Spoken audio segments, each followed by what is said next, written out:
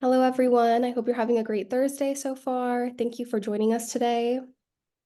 If it's your first time joining our Montessori Town Hall, welcome.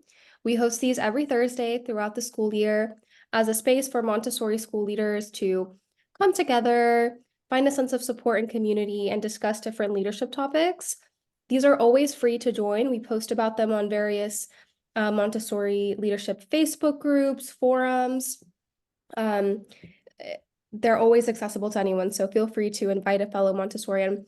These are also recorded, so if you want to watch it back or you want to make notes, you can visit the Nido Marketing YouTube channel. We'll post these. We usually post in the afternoon following the actual live session, so you can access this recording and take any notes from it. All right, so I'm Camilla. I'm the community manager of Montessori Thrive and Nido Marketing. Today we are joined by speaker Joanne Shango. We're actually really lucky to have her back because she's spoken at one of our town halls before. She's an incredibly experienced Montessori administrator from Rochester Hills Montessori in Michigan. She's here to answer your questions today and talk a little bit about building programs from the ground up. So if you're a Montessori school leader who's gone through this process, wants to talk about it, or is thinking of going through this process, maybe expanding your school and starting a new program, this conversation will be incredibly relevant. It's a very much a collaborative talk. So feel free to at any point unmute yourself or use the chat here. We'll be moderating and keeping an eye on all of your comments, questions, and ideas. All right, Joanne, I'll pass it over to you. Hi, everybody. Again, my name is Joanne Shango. I have been a Montessorian for over 30 years. I started out as an assisting teacher in the extended day program. And by the time I was 21, I decided to do my Montessori training. I did my Montessori training and was a 3 to 6 teacher for over a decade. I moved into consulting and then ultimately into founding my own school, which the process began in 2010, and we opened our doors in 2012. And now we are on our second campus. We have 2 locations now, and we currently go through middle school. So that's a little bit of my background, and I'm here to kind of share what it takes really to open a Montessori school. So welcome, I'm glad you're here. I invite questions even as I'm talking. I feel good about that. I am able to move back and forth. But I'm just going to walk you guys through the process of what it took to first open a program, but then all the expansions along the way, because over the first 10 years of our school, we expanded 4 different times. We moved into elementary and middle school, and then we moved campuses. We bought a permanent location, and now we've bought a second campus. So a lot of stuff has been happening for us over the past 12 years, and I'm happy to walk everybody through it. But your questions will lead me to better answers so that you receive what you're seeking, particularly as you go through this very important process, in my opinion.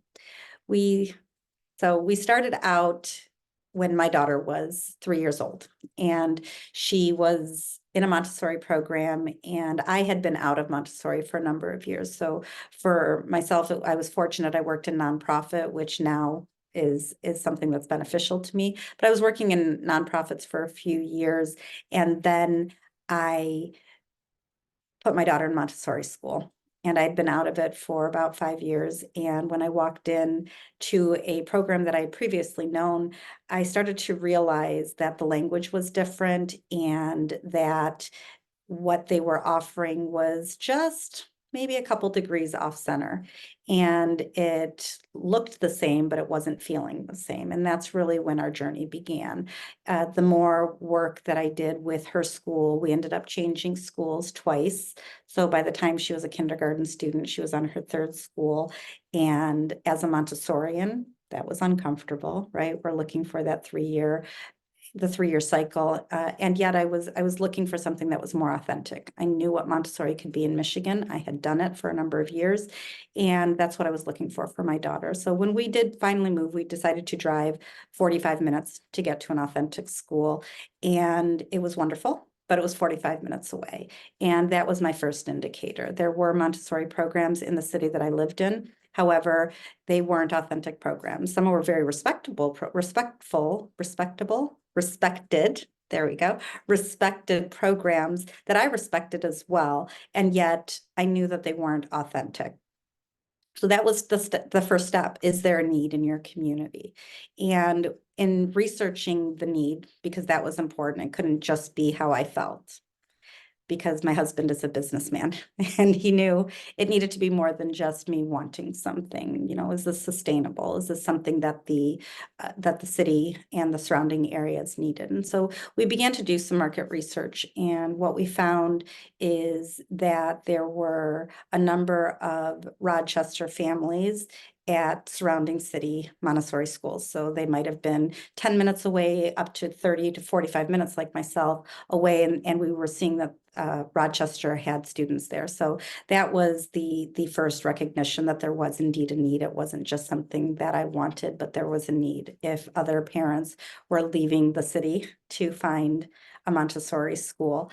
From there, we began to run different demographics. We needed to see what was happening in the city, how many private schools were in the city of Rochester, how many public schools, how many preschools, and what were the demographics of the people in Rochester? What could they afford? And with what people could afford, could we afford to do this? So all of this information was really important. And from there, we created a 7-year plan.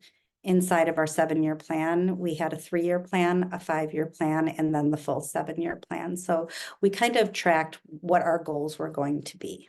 This part is really important because for funding, if you're going to try to go the traditional route and go through some kind of banking or getting some sort of financing outside of yourselves, you need to be able to present them with a 5 to 7-year plan.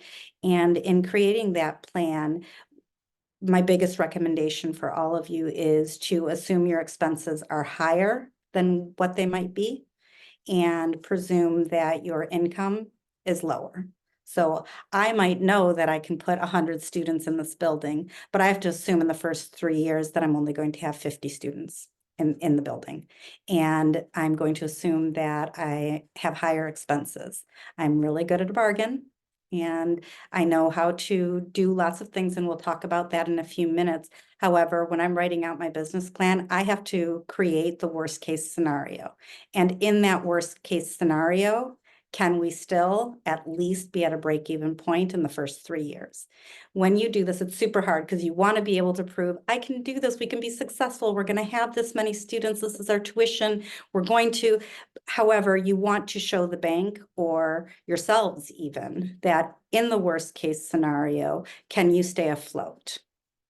And that's what we did. So we created this, and I will be very honest, we did not get bank funding. We tried to, we put that in, and we submitted it to a few different banks. My husband is a businessman. He owns his own businesses. Well, we own his businesses that he operates.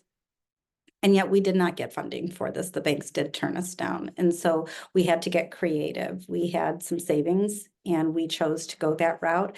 But we had to look at that business plan as well and say, are we going to be able to pay ourselves back? Because this is a great mission. It's really important. And I'd always said I was running a school, not a business. My husband was running a business. But I had to run a school first. And yet I did have to know that we were going to pay ourselves back. It was, truthfully, it was my children's college fund. That's what we took our money out of. And so that worst case scenario gave us the stability we needed to be able to move forward. Because if we really only had 30 students for the first year and only moved to 50 students on our second year, would we still be starving? And that couldn't happen, right? There was too much at stake. It wasn't a bank. It was my children's future. But if it is a bank, you also want to make sure that you can pay them back. Otherwise, you're going to have fees and penalties, and there goes your budget. So when you build that 5 to 7 year plan, you want to make sure that you really use your worst case scenarios, and then you can have your goals, and that's something separate. That's a different document that is what you start to build your marketing plans and things on. So the 5 to 7 year plan is really important. You might not be getting funding from anywhere else. Do not skip this stage. It is the most important stage. As we tracked our growth over these past 12 years, we were able to revisit that plan over and over again. And we were able to say, wow, in year 3, we were at 7-year goals. And knowing that we were hitting 7-year goals at year 3 allowed us to expand and add additional programs and additional classrooms to our program. We were able to remodel the space that we had, but it really started with that 7-year plan. And that became not our Bible. I didn't use it every day.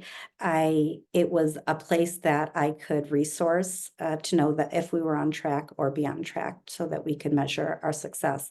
It was our baseline data point, basically. So I would definitely recommend doing that. Does anybody have any questions about that 5 to 7-year plan, or would you like me to keep talking? Well, this is Wally. Hi, Wally. Could I take you back in your previous statement before we move forward here? You had mentioned something about looking for an authentic Montessori program that you did not find. Correct. And so can you say specifically maybe a couple of points in terms of the schools that you were looking at? What was not authentic about the program?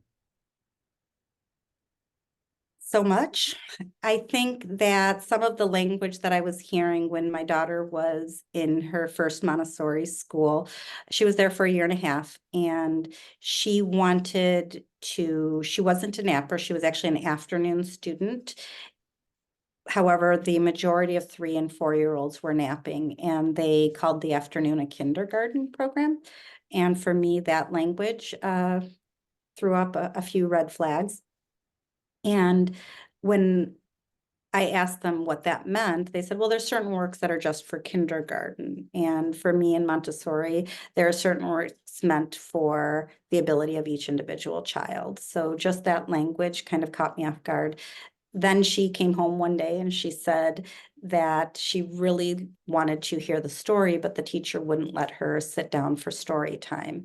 And when I talked to the teacher, she said, well, we're reading a chapter book and that's just for the kindergartners. When she becomes a kindergartner, this will be a rite of passage for her. And again, I thought my daughter loves literature and she certainly has the ability to follow along in a story. Now, if she wasn't cooperating, if she didn't have self-control of her body, that would be different. But again, their language was very specifically, this is only for 5-year-olds. And in Montessori, we should know that there is no such thing as just 3-year-old work, just 4-year-old work, or just 5-year-old work.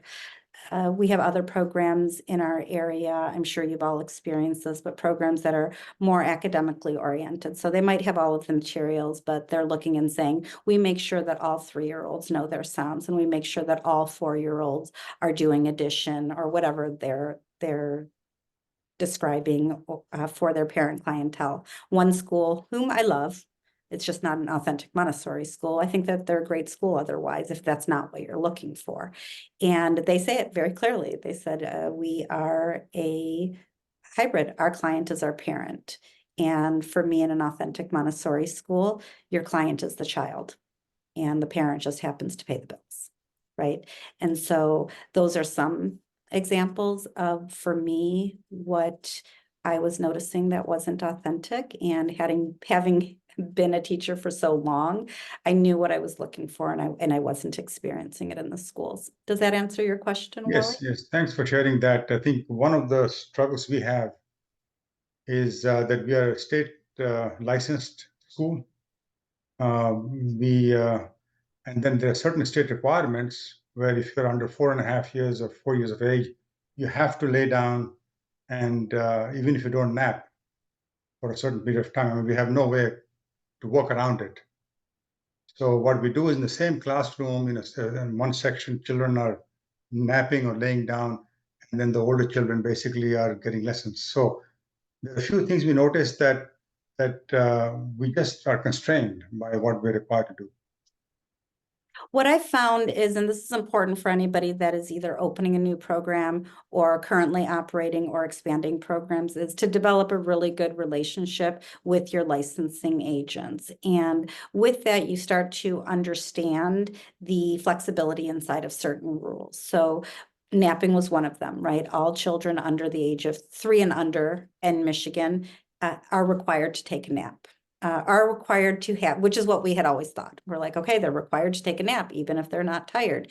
And then the language said that 4 and under was required to have rest time, have that ability, to Right. have the ability to take a nap. We kept hearing the word nap. Then we were really looking at the licensing regulations book, and we talked to our licensing agent, and she said, you can't force a child to go to sleep, Joanne. And I said, I am aware. That's where the struggle is. And she said, they have to have the opportunity to rest. So there has to be a designated rest time, and they have to have that opportunity. So if you do have that opportunity and they lay down, if they do not sleep after 20 minutes, you've offered this rest time for them, then they can get up. And that we only discovered that in having the conversation. So it's really about offering the opportunity to rest versus in a program where if a child happens to fall asleep on the ground, fine, but they're not actually providing any rest time. So some of the ways that we've gone about it, most of our 3-year-olds do tend to need a nap. However, what we've done is they have their nap mats and whatnot, but we read chapter books during that time. And so the lights are dim and low. Those that fall asleep, fall asleep. They're all listening to the chapter book at that time, but it fulfills the requirement one way or the other, whether they sleep or not, because it is a resting time. Their body is at rest. The lights are low. We're reading to them. If they fall asleep, we allow them to continue sleeping. And that's also true for a 5-year-old. If a 5-year-old falls asleep, we're not waking them up. So by speaking with your agent, you can start to understand the details. I've heard things like, they won't let us do food prep. Well, Michigan's pretty strict, and we do food prep. Now, how do we do food prep? They're very, very, very particular. And so if we wanted to make sure that our program wasn't compromised, we needed to get more details from them. So they walked us through our practical life area, and they said, well, how are you going to sanitize this? And I said, well, the kids are just using the knife for cutting. They're not eating with it or anything. And it was for apple cutting, and it was those little, apple slicers, those round things. And she said, it has to be washed in between. And I just thought, okay, well, the kids can wash.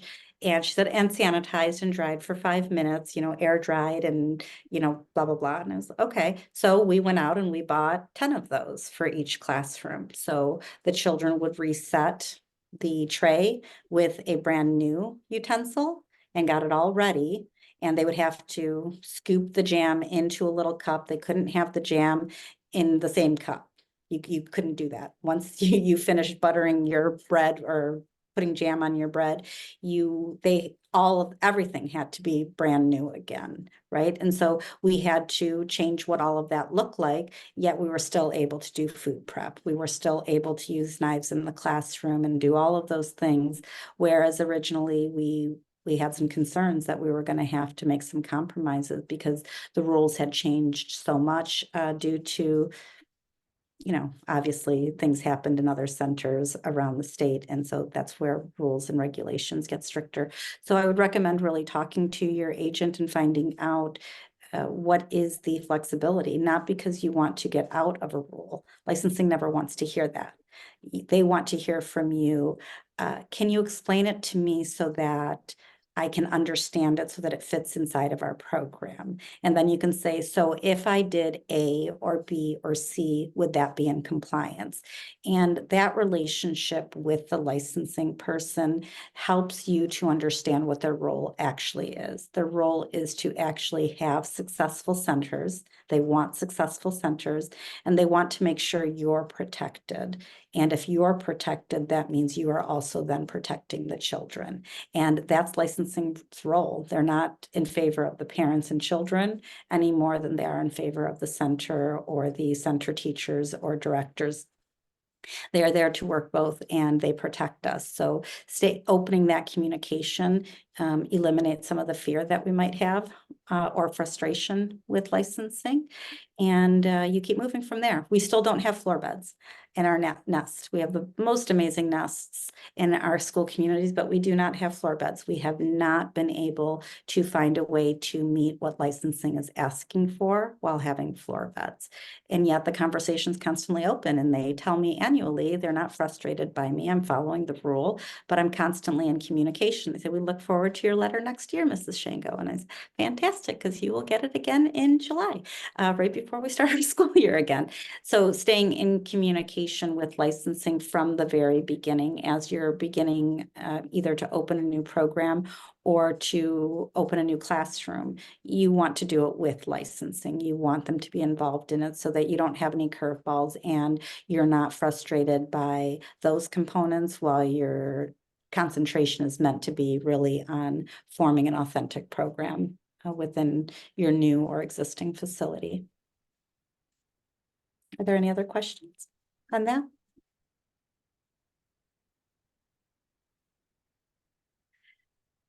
We talked a little bit about funding, and I'm going to go dive a little bit deeper into that because funding is not just where you're getting the money. Some of you might choose to invest in your own, but you have to look at what are the finances, what are the expenses that you're going to need to create a new program or a new school or an expansion, whatever it might be. And this is the time to get creative. It doesn't matter how much you budget, it's going to cost more. And how do we make sure that it doesn't? When we first opened, I knew that I was going to have to get discount materials. I could not afford Mean House or Ganzagaretti or any of those great famous brands. Now, 12 years later, the majority of our school is filled with those materials. That is not how we started. We knew that to open 3 classrooms, which is what we were doing, we were going to have to do it in a discount manner so that we could indeed get our doors open. And being creative that way and understanding what your goal is, again, it goes to that 5 to 7 year plan, is looking and saying, how do I get it started today? I have X amount of dollars in funding and I need to open this classroom. I can't pay $20,000 in materials for a 3 to 6 year old classroom. I can barely pay when I'm first opening my school to pay $20,000 for everything, the furniture and the rugs and there's marketing and all of those kinds of things, let alone the materials. So when we first opened our school, we did go with discount materials, and we knew that all replacement materials were going to come from a more substantial supplier, whether it was Mean House or Allison's or whatever it might be, whatever you choose. But we did start with the most affordable. We knew that they would for sure last us a year. Truthfully, there's a few of those materials that have lasted 12 years later. And I still buy a Dina brand for a couple of materials that are the best that I've seen, but I wouldn't have known that if I hadn't bought them at the beginning, right? The majority of them, no. If people asked me, I would say not to, but I wasn't going to be, my standards on materials I couldn't afford to have the highest of standards at that point, but I could have the highest of goals, right? And so I recommend you look that way. In addition to that, we custom made our furniture. I couldn't pay $300 for each set of tables and chairs. I couldn't do it. I did not have that kind of funding. And so I hired a carpenter, and we still have those tables and chairs 12 years later, and they're beautiful. And they stand out. When people walk through our school, they're like, how come you don't have those, cream or light, natural wood furniture? And I said, well, we're making beautiful spaces, and I like dark wood, and I think it's more elegant, and the kids take more care of it. But I custom designed it. The shelves are custom designed, and the tables and chairs, and we did this twice over the past 12 years. In between that, yes, we've had to purchase certain furniture, and it's created a lovely mix over the years. However, we're known now for the custom design furniture. That custom design furniture cost me 25% of the cost of ordering from one of the childcare centers or childcare companies that sell furniture. Literally came up 25% of the cost. And it was a little bit harder because sometimes it didn't come in as the quality that I needed. So I had to supervise in a different way than I might with my teaching teams. And yet the quality of that furniture, again, 12 years later, we still have about 90% of the first furniture that we made. And we've expanded from a essentially what was a 3-classroom school into a school that has 2 campuses with over 20 classrooms. And yet that furniture is still around and beautiful. So these are clever ways of doing it. Another way that I have done it, and this is in expansions, not when I first opened the school. That doesn't mean if you're opening a new program that you can't do this, but I love antiques. I love old materials. I think that they're beautiful as long as they're in good shape. I have driven across 3 states to purchase a entire classroom from a school that is closing, and I've done that multiple times. And that saved me so much money. I would buy tables, chairs, shelving, storage, as well as not just their Montessori materials, but their practical life materials, their language extension materials, all of that kind of stuff. And yeah, it is definitely worth renting a U-Haul and driving across state lines and picking up things like that. And that has saved us tremendously, but also saved our teachers, because when you're opening a new program, that is incredibly challenging for a new team member, particularly if it's a brand new school, because you probably don't know many of the people that you're working with at that time. It's new. And so there's a lot of challenges of having brand new staff in a brand new facility. And then they also have to make, like, okay, where's the Washika language? Well, we don't have the budget for that, right? 12 years ago, there was no Washika language. So they were asking other questions, right? Like, what do you want us to use? And who's going to make this? And are we going to get paid for making it? And if I make it at home, does it belong to me or does it belong to you? There's all of these different questions, but it's out there right now. There are programs that do close, or there's programs, one school down the street from us, they had the budget, they'd been around for 60 years, and they were getting rid of all of their old materials. They were doing a complete overhaul. And so I bought their classrooms. I bought 2 of their classrooms worth of materials, and that was right down the street. But you have to keep your eyes and ears open for those kinds of things, particularly cubbies. I always buy cubbies used. Otherwise, I get creative in our schools. They are horrendously expensive. I mean, just your cubbies, if you have 12 students, it's 4 times 3, $1,200 just for where the kids are going to hang their coats. That's a lot of money. And so we are looking at, different ways of doing it, and Marketplace, Craigslist is what was going on back in my day. Wherever you can, Montessori materials for sale. Don't be afraid of these. 9 times out of 10, these are Montessorians. They are looking to offer what they lovingly cared for so long to another program that is going to respect it as well. And so being creative is going to preserve some of your funding for where you need it most. And in my opinion, you have to pay for your lease or your mortgage, and then you have to pay for your teachers, and you want to do that well. And so you want to get creative and not be afraid of getting burned. It is okay. And it's also okay to drive to Pennsylvania and then say, I changed my mind. I don't want these because they're not to your standard. And what you've lost is time. And if you stop for lunch, then maybe it was worthwhile. It's never happened to me before. I've bought classrooms from other schools, entire classrooms, and I've never had an issue. Even if 1 or 2 things aren't to what my standard is, the majority makes it worthwhile. So that's another way to really save on some of your budgeting in your classrooms. Does anybody have any questions about that?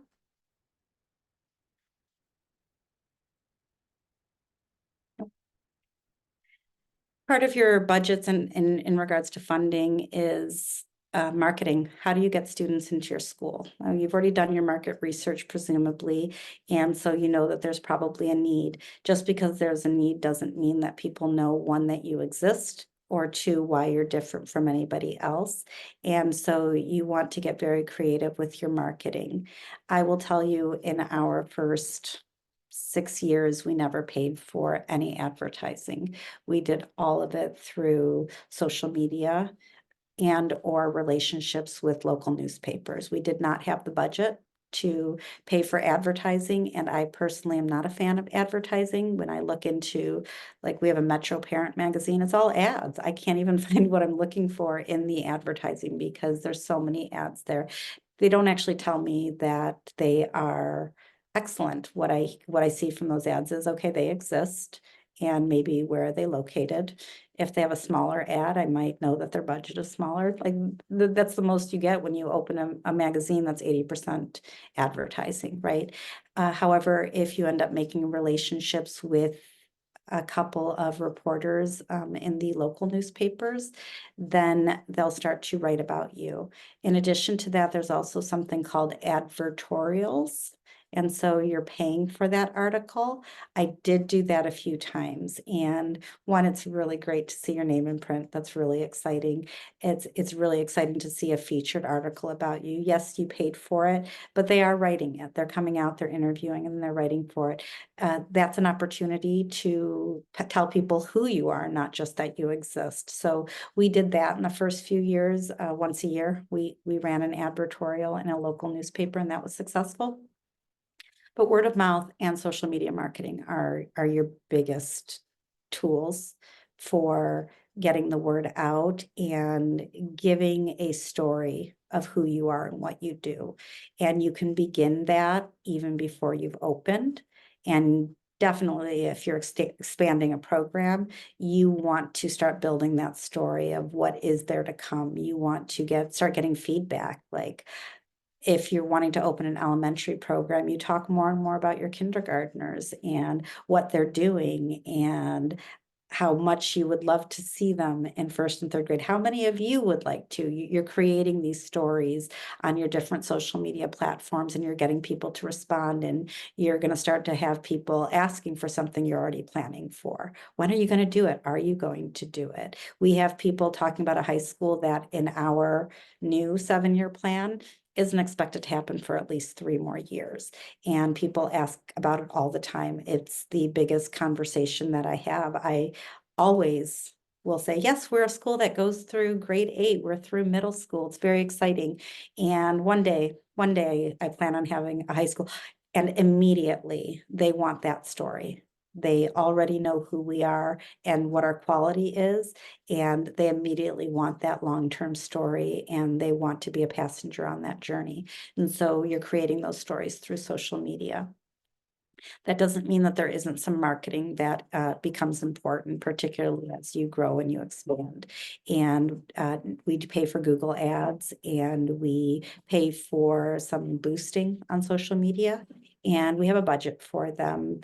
And that seems to help. It gets our story beyond our parents, because usually your social media accounts are being targeted towards the people that are already connected or have liked your page.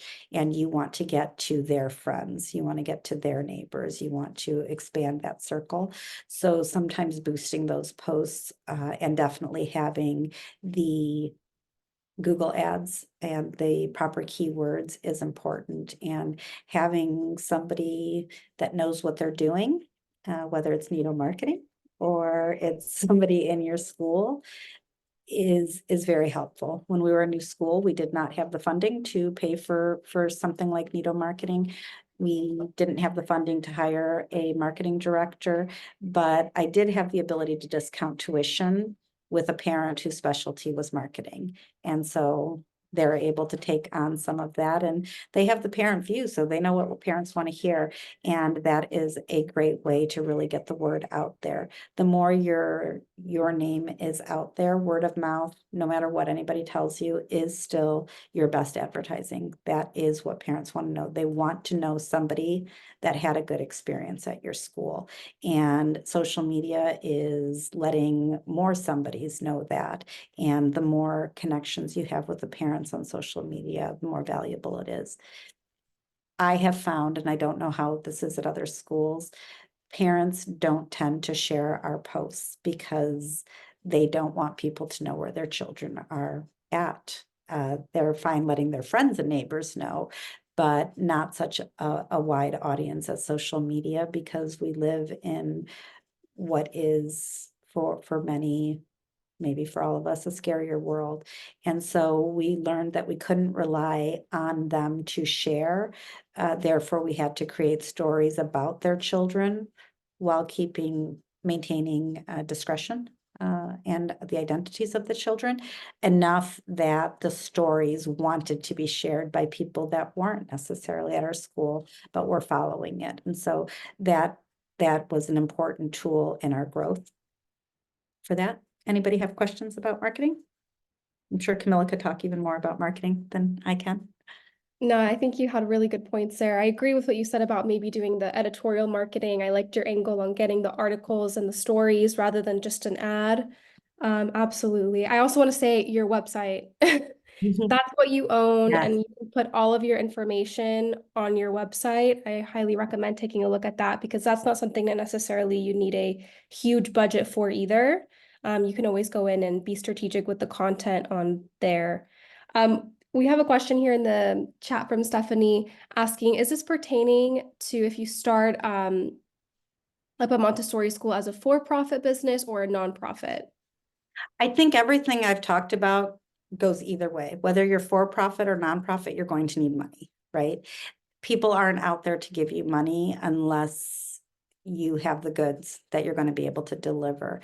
And the marketing and budgeting for everything is applicable because, again, it doesn't matter if you're a non-for-profit, you still have to buy the things that go inside of your non-for-profit school. So any and all of these things apply. The biggest difference between a nonprofit and a for-profit school really has to do with management. And you have a board that gets to design the vision and the mission of the school. And they usually are the ones that are designing and adhering or making sure that management adheres to budgets and things like that, as well as day-to-day functioning. They're making sure that that vision and that mission of the school is being held to the highest standard, while management then does what a for-profit school does. The administration or management is operating and working with the teachers and maintaining that budget that has been assigned to you, making sure that it balances and reports to it. So any and all of these things really pertain to either one. The formation of a board is the addition to a nonprofit, and you have to figure out in creating a board, what do you want your board to look like? And how many people are going to be on that board? What is indeed the role of the board for the school? Is the role of the board to define the academics that happen at the school? Is it to oversee the hiring of staffing? Or is it truly about budgets and growth and vision and all of those things? So once you define your board, you're then able to know what that separation is between administration and board management. I've worked for boards and I have done for-profit. My school is for-profit, and the main reason my school is for-profit was other schools that I talked to before I opened recommended it. They said if you're looking to secure the authenticity of the school, then you don't want too many fingers in the pot. And your board, depending on how you design it, your board's going to be changing periodically. And if you want to maintain that and reduce certain things, then go for profit. So that's what we did. We have considered over the years going nonprofit. We have opened our own nonprofit organization. I'm going to tell you, boards are not that scary. The ones that you select and invite onto your board usually are tied to your mission. And would I have done it differently 12 years ago? I don't regret anything. That's not how I live my life. However, as we move forward and go into high school, we're probably going to go nonprofit. So there isn't, I don't necessarily think one is better than the other. It's just sometimes when you're a nonprofit, you can get more funding, but even for profit, there's funding out there. If you don't have anybody writing your grants, it doesn't matter if you're nonprofit or for profit, you're not going to get the money. Nobody's knocking on your door and saying, hey, you're a nonprofit school, can I give you money? That's just not going to happen. And they're not going to do that if you're for profit. They're not going to say, hey, I'd like to invest in your school.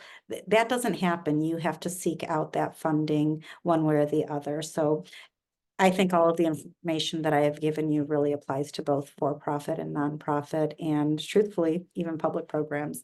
One of the hardest things to do is create a charter and or a public, and you're not stepping in to an existing classroom and just changing it. You're now asking this charter school or public school to spend $20,000 on materials and furniture and spend another $15,000 on training of at least one teacher. There's a lot involved in it. So again, you have to secure that funding, and you have to make sure that the market is there for what you're asking them to do. So public, charter, private, nonprofit, these steps of opening a new program all pretty much stay as a status quo for what's needed. Thank you. Thank you so much, Joanne. That was something that I've been like going back and forth whether I wanted to do a nonprofit or a charter, and looking at the funding aspect of it and just trying to figure out what's the best approach. So this is helpful. Thank you. Yeah, part of that is when you're deciding between a nonprofit and a charter, you need to look at your audience. Do you have an audience that's going to be able to pay tuition? Are you trying to reach an audience that otherwise could not afford it? And if that's the audience that you're trying to reach, are you willing to compromise certain aspects of what we do in Montessori to be a charter? Because even though a charter allows you more flexibility because you get to write that charter, my understanding when I did the research, because we were going to do a charter, that was actually our initial goal. And then we knew almost immediately we weren't going to, because as you write your charter, you can design and say, yes, it's going to be Montessori and all of those things. But there were certain components. We were going to have to meet academic goals comparatively to the public schools. They were going to have that control over us. We were going to have to test our students. This is how it was in Michigan anyways. And so there were certain things that we weren't going to be able to do. We weren't going to be able to have our kindergartners in a multi-age classroom. And those kinds of things changed it for us. So you have to look at what your state is offering for your charter and decide if that's the route that you want to go. Now, if you're trying to meet a community that could not otherwise afford to have Montessori, it may be worthwhile to have to compromise on certain things and get creative. I know great charter schools, and they have gotten creative, and it took many years, but they're about as authentic as they can be inside of a state, state dictated testing, all of that kind of stuff program. It can be done, but you have to be sure that you're willing to go that route. Otherwise, you'd want to go then in a nonprofit route. And with a nonprofit, you do have more community support, but it doesn't mean you're going to be able to offer reduced funding. It just means some people are more willing to donate and probably join your fundraisers and things like that when you're nonprofit versus for profit. So there's benefits to all of them. And I wouldn't say anyone is better or worse. I think you have to really understand what your market is, what your goals are, and which vehicle is going to help get you there so that you can impact these children that you're intending to work with. Awesome. Thank you so much, Joanne. I know that I've worked in a charter school, and I feel like it's usually for like low income families, and I've worked in private schools, and there's a huge difference in the demographics and students. And I feel like often middle class, it's like they make too much for one and don't make enough for another. And I feel like there's a need for that. So that's why I lean towards the public charter versus a nonprofit. But I know the nonprofit gives you more flexibility with like authenticity and stuff like that. So I'm kind of just weighing it out. But Okay. thank you You're so gonna much. be the one that's gonna be able to know really. Yeah, And thank you. good luck. Thank It'll be great either way. If you have the heart for it, any vehicle you choose, can lead you towards an authentic program, as long as we remember that authenticity is the approach of the adult to the child. It's not the materials help us. The prepared environment is what allows the child to thrive, but it is our understanding of who the child is. And so I was in a public school for a couple of years and I had no materials. They gave me no budget and told me I could do Montessori preschool. So I made my materials. I made a pink tower. I made the golden beads. I did all of it as much as I could, but I couldn't make everything. And so it was still an incredibly authentic Montessori program. So it's who's your audience and what is it you want to do. And yet it still goes back to how are you going to do your funding? How are you going to market this? How are you going to reach your families? And then ultimately staffing. And that would be the next thing I'm going to talk about, unless there's other questions. You're welcome. Are there any questions? No. So staffing, if you're doing a new school, I was just talking about this today at lunch, probably because this was coming up, but I was talking about 12 years ago when we had first started our school, and there were a couple of things I knew needed to happen, and I strongly believe that there were a couple of things that shouldn't happen. And what I knew I needed were experienced teachers, because it was going to be a brand new school. There were going to be no returning students. The teams weren't going to really know each other, not to any extent. And I knew I needed experienced teachers because we were going to go through many iterations of the school in just 1 year. It was going to be stressful. It was going to be emotional. And I knew that experience was important. And then I met 2 teachers that had all of the heart for Montessori, and they were so eager and they were determined and they were persistent, and they had 0 experience leading classrooms. And my instinct told me, this is not going to be good for them. I can bring them on in year 2 or year 3. And yet they were persistent, and I went that route. And for me, it was a disservice to them as well as to the school, because I put them in a situation that was going to feel like failing. I wouldn't be able to give them everything that they needed. So when you're starting a brand new program, I really strongly believe you need to make sure you have teachers that are not just authentic Montessorians like I had, but that they have the experience to be able to weather the storm of that first year, because it's kind of like when you're in a bay, right? Like there's more wind. There just is. You're being buffeted all around, and it looks more beautiful and you're ready to do it, but it's more challenging. And so you need somebody that really can guide the craft for you, and navigate the different storms that you're going to be experiencing in that first year, because the growing pains of that first year are going to be really hard. They can be emotionally wrecking and yet they're so worthwhile. And so looking for somebody that has a considerable amount of experience, that has the same vision as you in that first year, that's what I strongly recommend that's what you're looking for. It's not a teacher that has been teaching preschool and not Montessori for the past 12 years, that they might have a lot of experience, but they're still new to the Montessori. And so I would strongly recommend that if it's going to be you, be sure that your program is small, because if you're going to run the school and teach the classroom, you need to make sure that your school does not have too many students in it, because it's not easy to do both of those roles. And I know, because I do that I take on a dual role probably every couple of years, whenever we're expanding a program. So if it's a brand new school, I'd strongly recommend that. If you're expanding programs, you go back to those 3 and 5 and 7-year plans. Now, we're well past that, we're 12 years, but we keep creating them, right? And so if I know that in 2 years, I'm going to be opening another toddler program, I'm training that teacher in my school right now. And it's usually an assistant. Sometimes it's a primary teacher that I feel is going to work better in a toddler program. If I'm moving into an elementary program, again, I'm looking at assistant teachers that maybe will allow us to sponsor their training for them. Or I'm looking at primary teachers and seeing, are you ready for that? Are you the teacher that's really focused on reading, that really comes alive in all of those literacy lessons? Are all of your stories about literacy or math or whatever it is, maybe I'm planning that in 2 or 3 years, they're going to move up and they're going to open that new elementary classroom, but I'm planning it out for 3 years.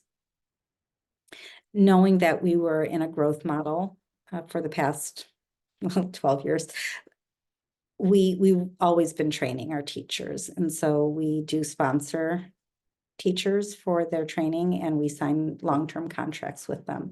I know that different schools have different types of contracts for sponsorship.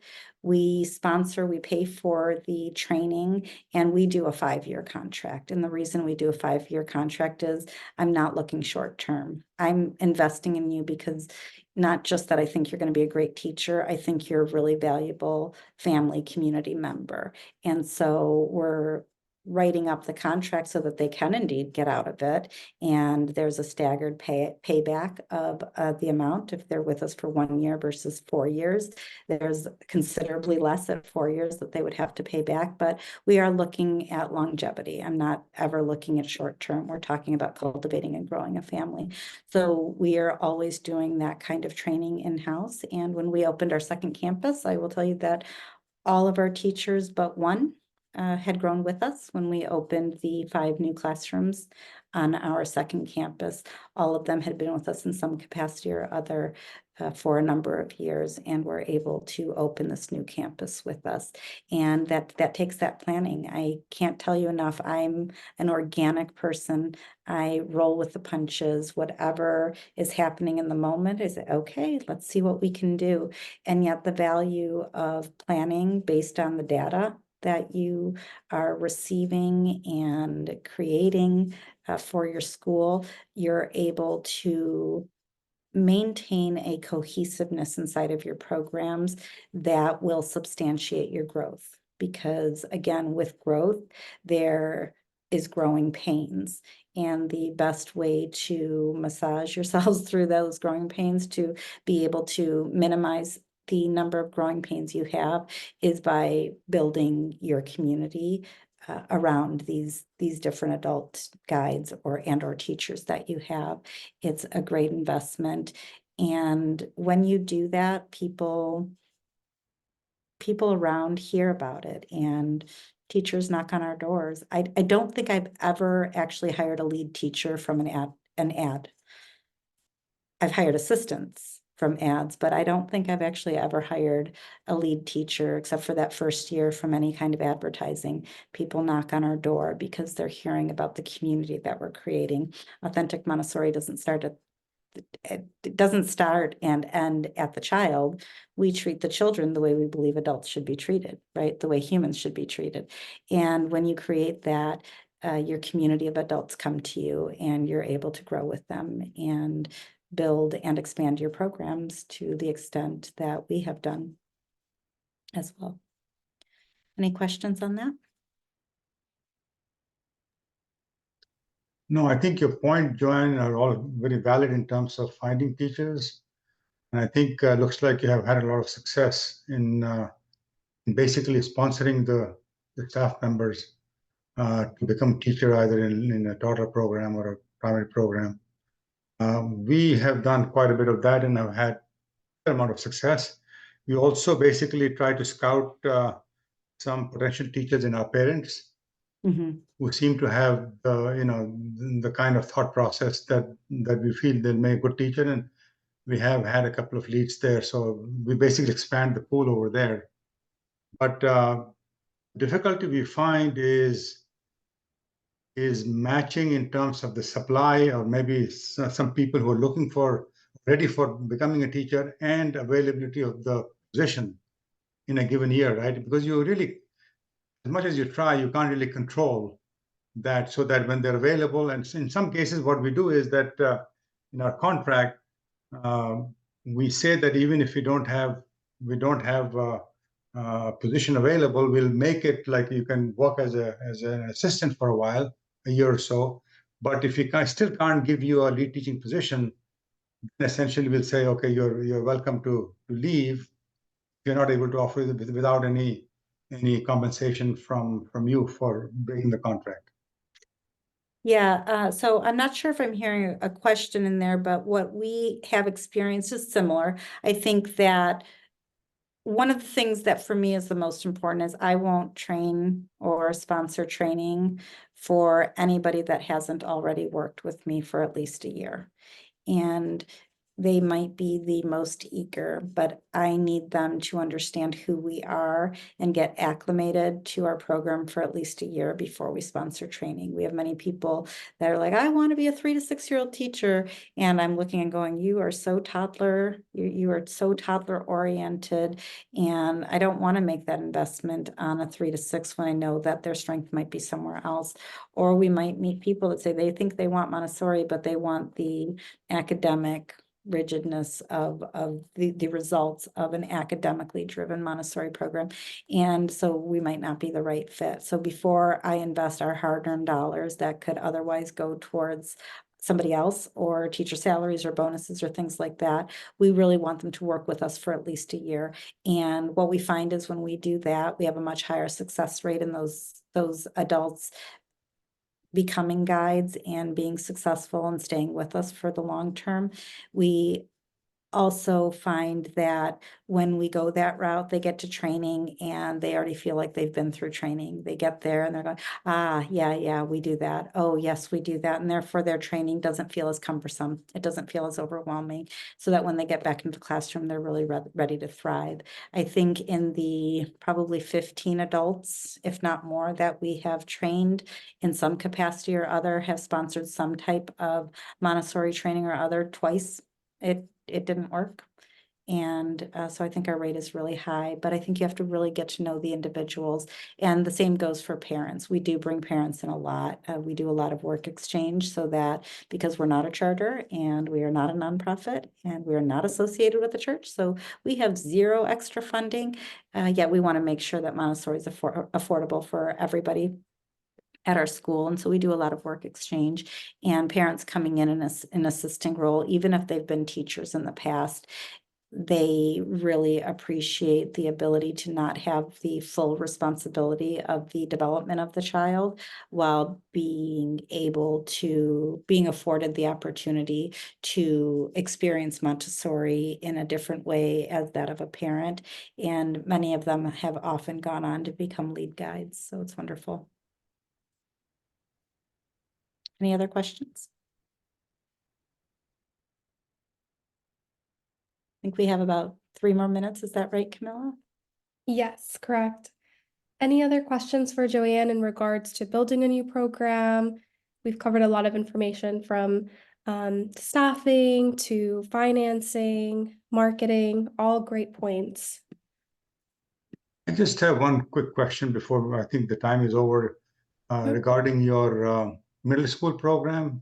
Yes. Joanne, I believe you have just how many elementary classes do you have at the moment? We have 4 elementary classes and 1 middle school class. Okay. And our middle school has not fully blossomed, I will say, in regards to numbers. It's been fully developed program-wise, and it's excellent.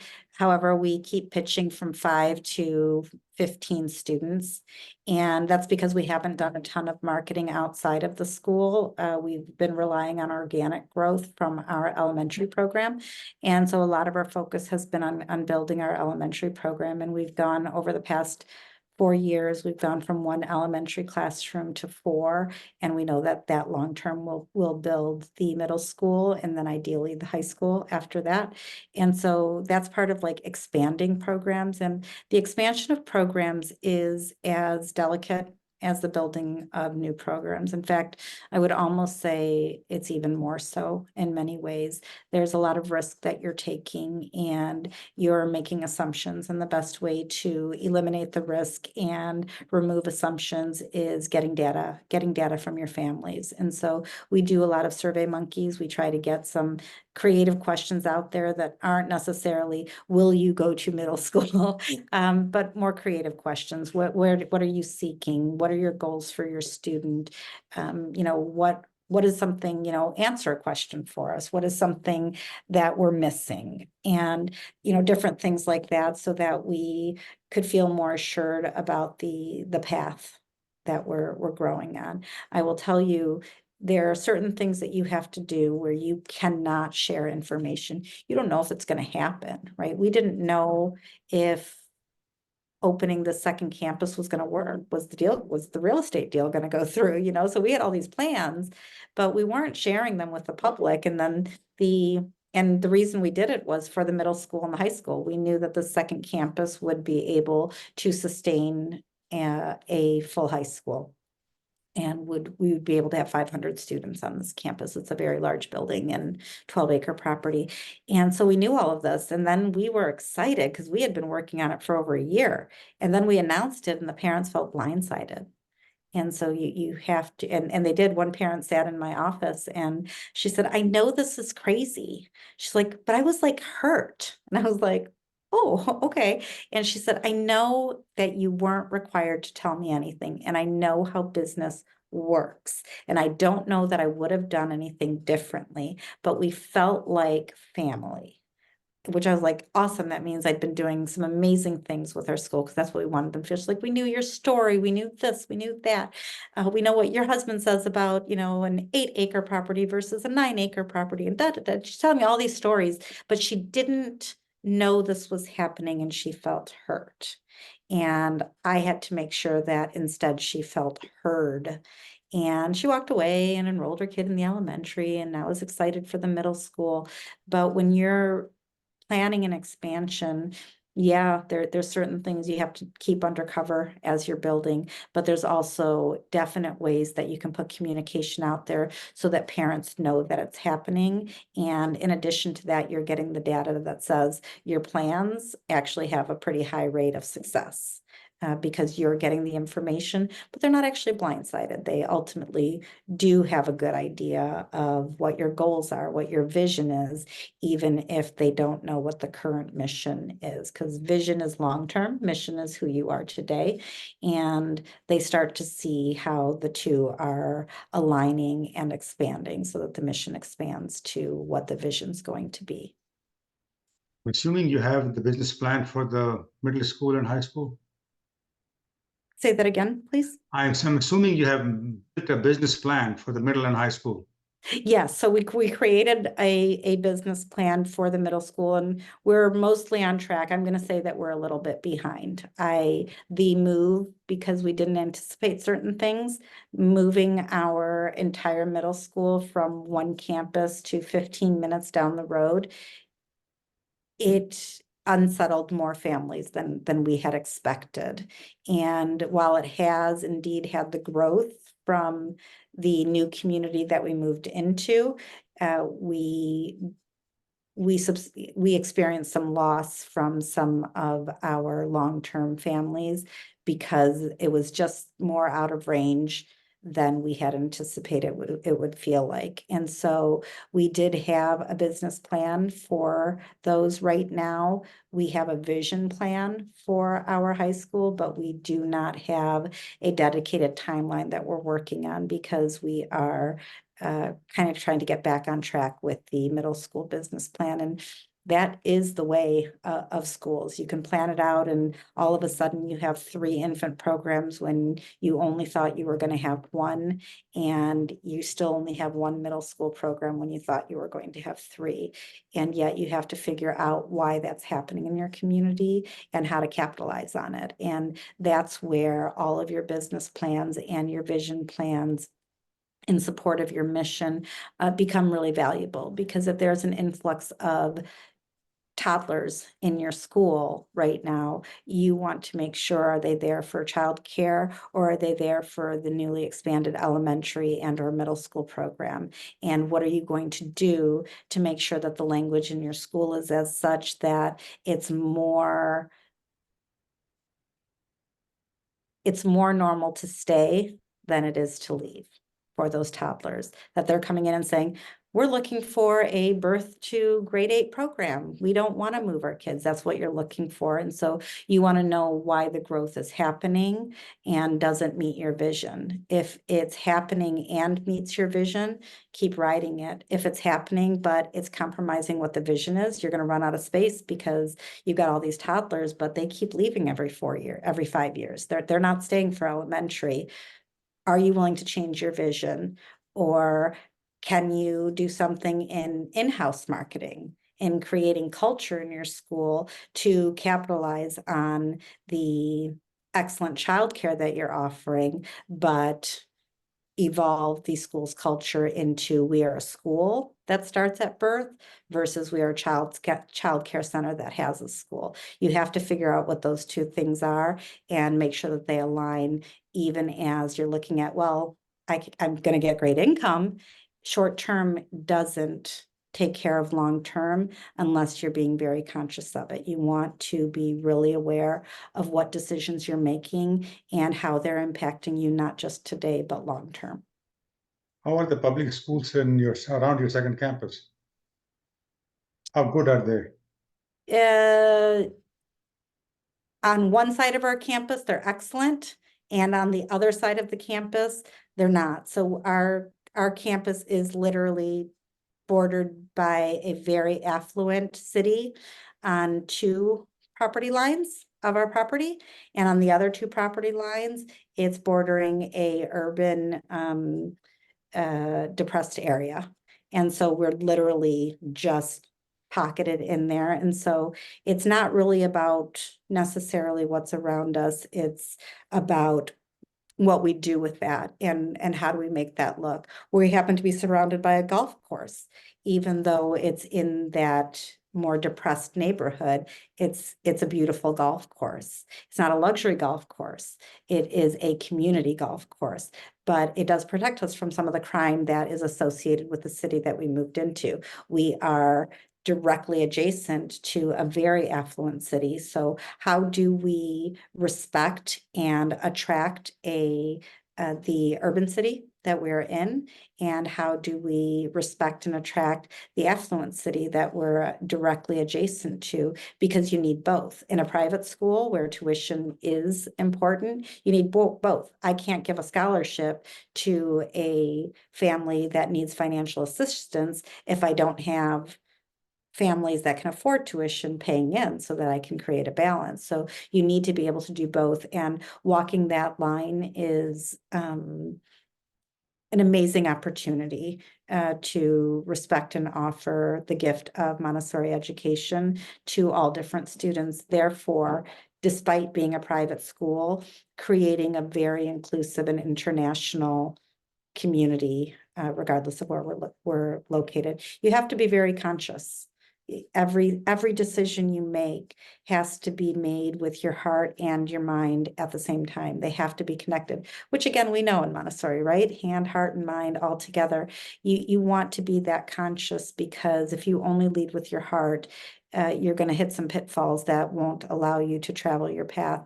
And if you're only traveling with your brain, if that's all that's guiding you, then you're probably going to go off path. And you're not going to find that out until you're miles away. And so you have to keep those two connected so that you meet not only your mission on a day-to-day basis, but can continue evolving and growing your vision. Wow, so much great information was covered today. Thank you so much, Joanne, and thank you for everyone who joined in and asked questions. I think this was a helpful conversation. Hopefully you all took away some great notes. This will also be posted on our YouTube channel, so if you want to reference this video or anything that we discussed, you can check it out there. Thank you so much, Joanne, for joining us. Really appreciate your time and expertise on this topic. Pleasure. Thank you. Next week, our town hall, we're going to be doing a full sample audit of what a Montessori website should look like, what content it should include. We'll go page by page, step by step, for those of you who are looking to build a website, improve your website, because that's something that you own to market your school that really doesn't cost necessarily a lot of money, not when you compare it to something like Google Ads or investing in boosting social media posts.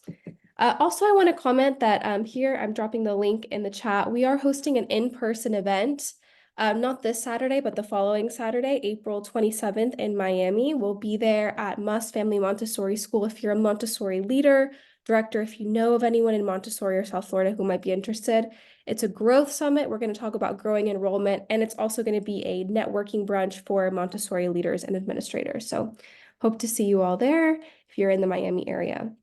All right, thank you again, Joanne, and thank you everyone who joined. Have a great rest of your Thursday. Bye, everybody. Thank you.